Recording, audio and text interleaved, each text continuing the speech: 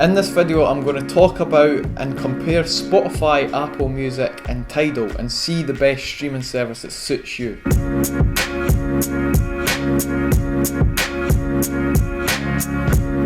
I am personally a Spotify user, although this is a completely non-biased review of each of them. I will criticise Spotify as much as I criticise others, and I've subscribed to them all to unlock all of the features. So Spotify has been around since 2008 and it's come a long way. It's been dominating the music streaming service since the beginning and it still is today. It is the most used music streaming service there is. Apple pioneered the digital music download era, so it is surprising that it was so late to the streaming game. It was launched in 2015, although it did develop very quickly and is the fastest growing streaming service of all time. It has some great exclusives and has made huge deals with lots of labels, but in terms of subscribers it still falls way behind Spotify. Tidal was unheard of when it launched in 2014, but then Jay-Z took it over and it became a pretty big deal. Tidal is known to have the highest quality music streaming out there of all the large streaming services out there, which is great if you're an audiophile. Think of Tidal as a streaming service for the wealthy. Some of the biggest exclusives have been made on Tidal and also pays the highest amount of royalties to its artists. Just bear in mind that these prices are all for the UK, so well, depending on where you live they'll be different. With Spotify, the first and most popular way is to use its free service. It works by placing an occasional video or audio advert while streaming. By using the free service you do lose out on certain features like offline listening, high quality streaming, but when listening free you still have access to the same catalogue of songs that premium users have. The other option is to use individual premium service, which is $9.99. With premium you get offline listening, high quality streaming. You can also select lower quality if your internet connection is slow or you want to save storage for downloading the songs. You can download music to 3 different devices, stream on one at a time. There's also a 50% discount for students and a family plan that costs $14.99 a month. The family plan gives you 6 different accounts with the same home address. All of them can download and stream individually. Apple Music has a long 3-month free trial, but it does not have a free plan. An individual plan costs $9.99 per month. There's also a 50% student discount and a family plan $14.99 per month of all 6 users like Spotify. All plans have access to offline listening and high quality streaming. Apple's prices are identical to Spotify's. Tidal has the most expensive option out of the free services. There is a 30-day free trial available for both the premium and the hi-fi plan. The premium plan offers similar sound quality to Spotify and Apple Music at 320 kilobits per second, and the hi-fi plan offers a massive 1411 kilobits per second, which is just insane for streaming services. It also uses FLAC as the file type, so you're going to need a decent internet connection and lots of storage to download for offline listening. The only difference between these two plans is the streaming quality. All of the music content and video content are exactly the same. There's also family plans which are a lot more expensive than Spotify and Apple Music. You can only add up to 5 family members, and adding each family member will cost you half of the price. For example, if I add 1 family member on the standard premium plan, then the price will jump from $9.99 to $14.98, so adding 5 family members will come to $29.95 versus $14.99 on Spotify and Apple Music. In conclusion, Tidal is really expensive. Spotify and Apple Music come up to the same exact prices, but since Spotify offers a totally free plan, I got to hand the best deal to Spotify.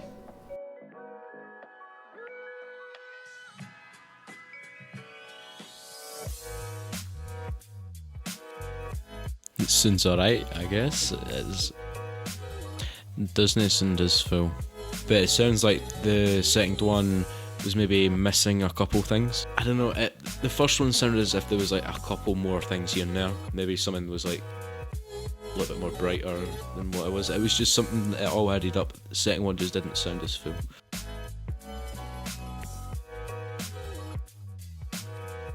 Here we're going to have a look at what streaming services have the most and best features.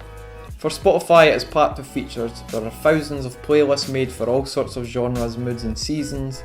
There is a radio that you can play related to where you started it, and it will give you the best suggestions for finding new music. Although I find Spotify radio to be a bit repetitive and it's rare to actually discover new tracks through it. Another way to find new music on Spotify is playlist recommendations, which is at the bottom of your playlist, and it will give you tracks based on the name of your playlist and songs that are already in the playlist. But the best way for Spotify users is probably Discover Weekly, which is a playlist made for you based on your listening habits and genres of the last week. Gets updated every Monday with new tracks. Spotify also by far has the best social features. On desktop software there is a bar down the side that lets you see what you're listening to, what your friends are listening to in real time, which is pretty cool. Spotify basically acts as a social network for music. You can follow other users along with artists and even follow other users' playlists. You can go on users' profiles and even see what artists they listen to most along with their own playlists and ones that they follow. Something that seems to be unique to Spotify is to easily view how many streams each song has. On the mobile app only, you have access to what's called behind the lyrics. It basically tells you information about the song and the lyrics, but doesn't show you the full lyrics to the song. However, it's only available on mainstream songs, and both mobile and desktop you can select what device you want to listen to, play your music through, and you don't even have to be on the same network since it works through the internet. To use Spotify Connect, which lets you basically listen to, for example, a smart radio, you will need premium. Like pretty much all music players, you have the basics, song queuing, repeat, shuffle and so on. One of my favourite features about Spotify is you can customise playlists with a title, description and even an image. Spotify is a fully functioning web player that can be accessed on a web browser if you're at work or school and you can't download it to the computer. So with Apple Music, it's doing pretty well for features for how new it is. There are tons of pre-made playlists for all genres and moods. And Beats One Radio is actually really good. Beats One is basically a worldwide radio station that streams through Apple Music. You don't even need to be an Apple Music subscriber to listen to it live.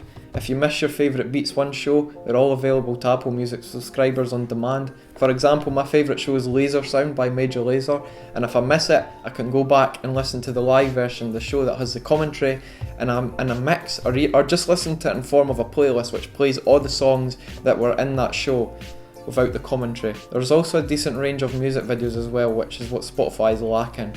There are actually videos available on Spotify, but not nearly as many as Apple Music. What Apple Music is missing is the social features that Spotify has. Users' playlists can be shared with each other, but they can only be found by a link, and there is no user profiles, and playlists can't be followed, only saved. Probably the biggest feature Apple Music is missing compared to lots of other streaming services is a web player. Can only be played through iTunes software for desktop or Apple Music apps for Android and iOS. So if you're on work or school computer, normally they wouldn't let you install iTunes. A selling point for Apple Music is on iOS and macOS. It has full Siri integration. You can ask Siri to play any song, playlist, radio and even give you recommendations. Something I found was unique to Apple Music was lyrics. Although Spotify has a similar feature, tells you more about the lyrics and the song rather than just the full lyrics themselves like Apple Music. Like Spotify, you can fully customise playlist title and description and cover image. Again, Apple Music has all the basic features like queue and shuffle, repeat and whatnot. Moving on to Tidal's features, and again it has loads of pre-made playlists, and what seems to stick out a lot in Tidal is videos. There's a dedicated tab and plenty of music videos, shows and even short artist related movies. The videos were probably what stuck out the most for me in terms of features. Lots of songs I did find music videos for, but only really for mainstream music. When it comes to social features, it sits in the middle of Apple Music and Spotify. You have the ability to change playlist descriptions and titles, but not images. You can view other users' profiles via a link and then have instant access to other playlists, listen to artists and albums, etc. Social features are better than Apple Music, but they don't come close to Spotify's. Tidal is a very nice, fully functional web player that's kinda similar to the desktop app. When it comes to features on these free streaming services, I had a hard time choosing between Apple Music and Spotify. Apple Music Radio is just incredible, but Spotify's social features are up there. This is really one you'll have to decide yourself. Would you sacrifice the social features or the radio shows by your favourite hosts and artists? For me, I would choose Spotify for this one, but if Apple Music was to crank up their social features, I would definitely give them the winner of the best features to Apple Music. Next, I'm going to talk about the user interface, where we'll look at the design and simplicity of each app. For Spotify, it doesn't really get much more simpler. On desktop in both macOS and Windows versions, they're exactly the same.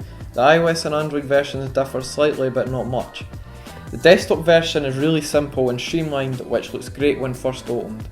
It will go to the Home tab, which includes all of Spotify's own playlists, recommendations and announcements. On iOS, all of the tabs are at the bottom. You can see you have instant access to homepage, music, browsing, search, radio and all your library, which is home to all your playlists and content. On Android, the app is very similar, except instead of having all the tabs at the bottom, they're all on the side. I personally prefer the iOS version, but they're all pretty similar. Moving on to Apple Music's interface, and you'll see right away how bright and colourful it is.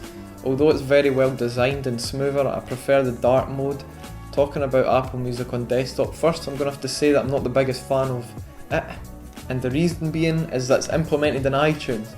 And a lot of people will probably agree with me saying that iTunes is a disastrous piece of software that we all hate. I already have a library full of local music, and since I've subscribed to Apple Music, all of my stream songs and local songs have been mixed together and it's turned into a total clutter of files. iTunes is probably the only Apple product I don't like because of how cluttered it is. I personally think Apple should have kept iTunes for buying music and local files and made Apple Music into a separate app. I also found it to be pretty slow. Moving on to Apple Music mobile app, and this is where things get a lot better. It has the same bright and colourful interface, but a lot more streamlined and simple to use. Everything is positioned nicely, and it has tabs at the bottom similar to Spotify. The now playing page is really nice. At the bottom there is AirPlay and all of the other basic controls. But where does it get cool is if you keep scrolling, you can instantly get song lyrics, and if you keep scrolling, you can see your play queue. Moving on to Tidal's interface, and I was really surprised at what it had to offer. It's a very nice, dark, expensive looking interface both on mobile and desktop. Talking about the desktop version first, you can see that there's a very sharp text, it's square and very streamlined. Everything is very quick to access because it's all there on the left hand side. What I really like is expanded now playing view, where you can watch videos and songs playing. It looks similar to a vinyl. You can see all the track info, which is very detailed and informative, along with lots of artist info. Down the right hand side you have suggested tracks, which changes every time you change the track. Another cool way of seeing what is now playing is full screen. By clicking on the full screen button, you can see just album art and player control. Although you're not going to use this when you're using your computer, it's nice to use on another monitor or a TV in the background while you work away on another screen. On mobile, the interface is still very nice, although I'd say that best shines on the desktop. There are still that nice now playing screen, and all of your tabs can be accessed via the sidebar. The app still looks very streamlined, square and expensive looking and luxurious while keeping the dark mode. For best user interface, I'm going to have to give it to Tidal. This may be surprising, but Apple Music is in a mess with iTunes and Spotify comes very close, but it's just not as solid as Tidal's streamlined goodness. I don't want to go into too much detail about content because streaming services have been very similar amount of music nowadays, but kicking off with Spotify, I think this is where Spotify is weak. There is no exclusive deals with artists on Spotify, and a few have been rejected to put their music on it because of royalties not being as high as Apple Music and Tidal. Whereas Tidal has exclusive deals with artists like Beyonce, Prince, Taylor Swift, etc. Tidal also has the music videos out of the free, whereas Apple Music has temporary exclusive deals with, for example, Drake and some other artists. Because of Beats One, I think Apple Music has the best exclusive. My favourite show is Laser Sound, is only available on it, and there are plenty of other shows that appeal to all audiences. So for best content, I'm going to have to give it to Apple Music. To conclude all of this information, it's time to pick the best overall streaming service. Going back and looking at the categories, Spotify won for the best price and features, Tidal won for the best user interface, and Apple Music won for the best content. Since Spotify is in the lead, I'm going to have to give Spotify the honours of the best overall music streaming service. It has been around the longest and by far has the most users on it, so it comes to no surprise.